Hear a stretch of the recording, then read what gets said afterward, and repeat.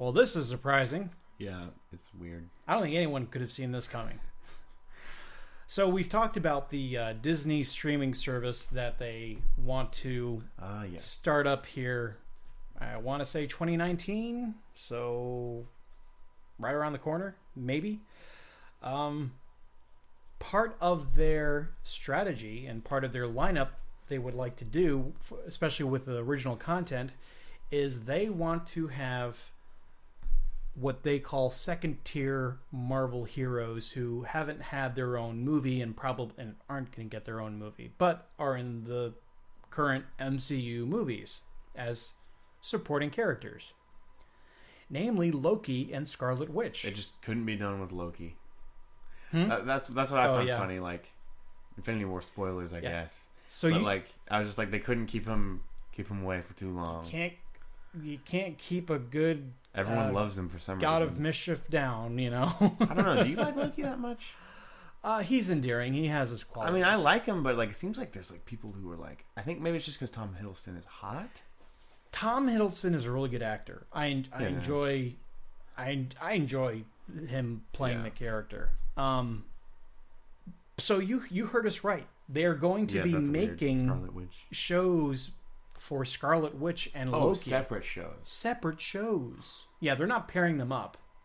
Well, Loki's got to be prequel shows. And how do you make a show? Who knows? We don't know. No, it better be a prequel. And Loki needs to be dead. There are a lot of theories out there that Loki's not dead. But Thanos even said, no resurrections this time. Yeah. No more resurrections. Thanos says a lot of things. Yeah. But, I mean, come on. Like, I'm just not ruling it out. Also, how do you have a Loki show without Thor?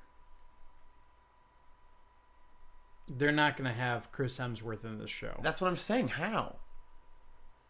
They're brothers. Now, one of the things they did say is these shows are going to have a sizable budget. And I think what they're doing is they're looking to shows like Game of Thrones. I don't know if you know how expensive it is for HBO to produce like one episode, but it's a lot. Like one season is pretty much, I want to say it may be the same or even a higher budget than a Hollywood blockbuster film. Oh, wow.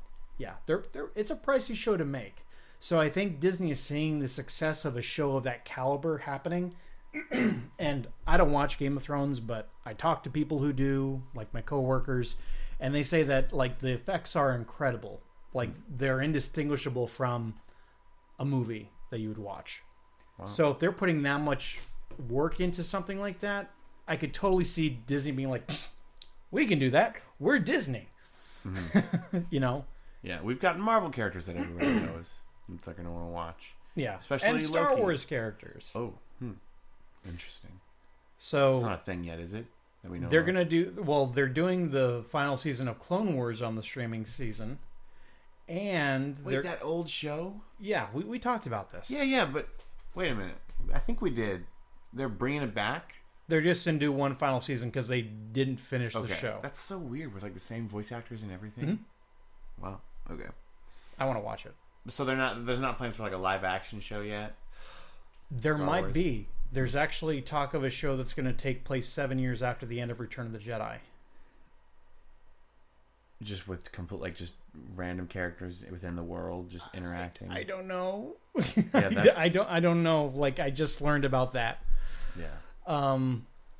But as far as Marvel shows go, I think this is their answer to Netflix, and I think we've talked about like, well, what are you going to do with the Marvel Netflix shows where you've got Daredevil, Jessica Jones, Luke Cage, and Iron Fist, as well as Defenders? They're going to tie it into what the movies have established rather than because I mean those shows aren't connected to the movies, right?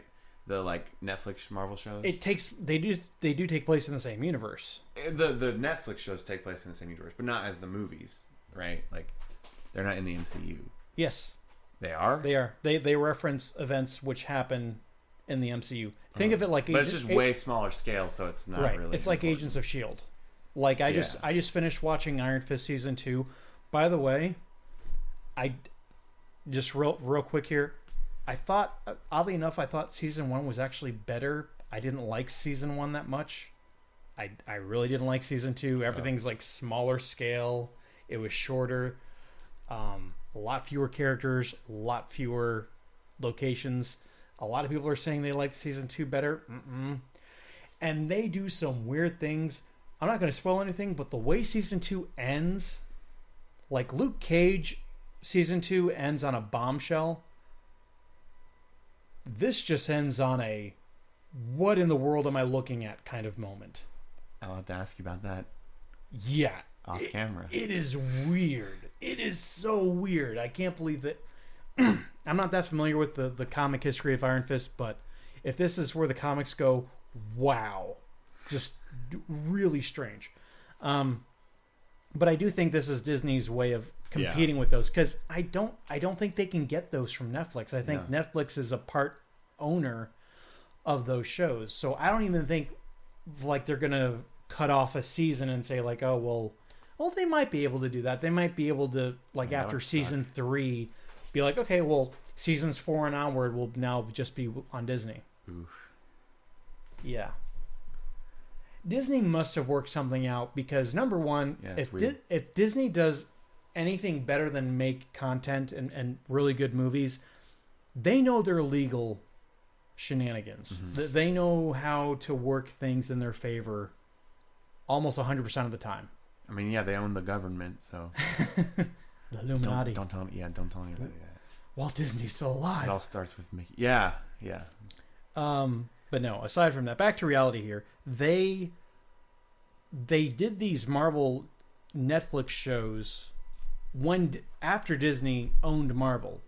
Like, this wasn't some weird Universal theme park deal where Disney has no control over it, because it's something that Marvel did back in the 90s, which that's the story behind Islands of Adventure. This is something that they set up with Netflix,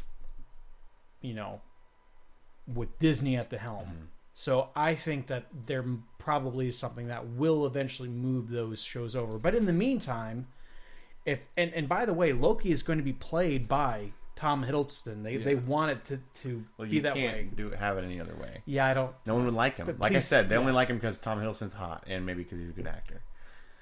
You got a thing for Tom Hiddleston, do you? No, I've seen. Hey, whoa. I don't say these things. I just heard them said. Yeah. I don't say them myself, though. I've seen the crazy fangirls. I've heard it said. First said that Tom Hiddleston, very attractive man. And then, of course, Elizabeth Olsen would also be playing Scarlet Witch. She's not an interesting character, though. Not as interesting as Loki. I like her, though, because I guess she's intriguing because of the untapped power. Yeah. The untapped potential, I guess. Yeah. So I think this is, even though it's an unexpected idea, it's a very good idea. Yeah. My thing, like, I'm just trying to picture it. Like I said, Loki without interacting with Thor, and Scarlet Witch without interacting with the Avengers. Yeah. And also, lives are with the both Avengers. of these a prequel? Yeah. That's the thing. It's strange. Because I could see them doing a prequel with Loki and having it work. I don't know if you could do that with Scarlet Witch. I mean, exactly. Nothing happens before. Yeah, she didn't get her powers. She interacts with the Avengers. Yeah. And how do you do it without bringing in? That's my thing. It's weird. Yeah. So they must have some idea. Yeah. I don't know. Who knows? That's why I don't work for them. It'll be interesting. Marvel, like, it's weird that these things are getting announced and it's like, but what happens in Avengers 4? Yeah. Is there something we don't know about? But we'll see.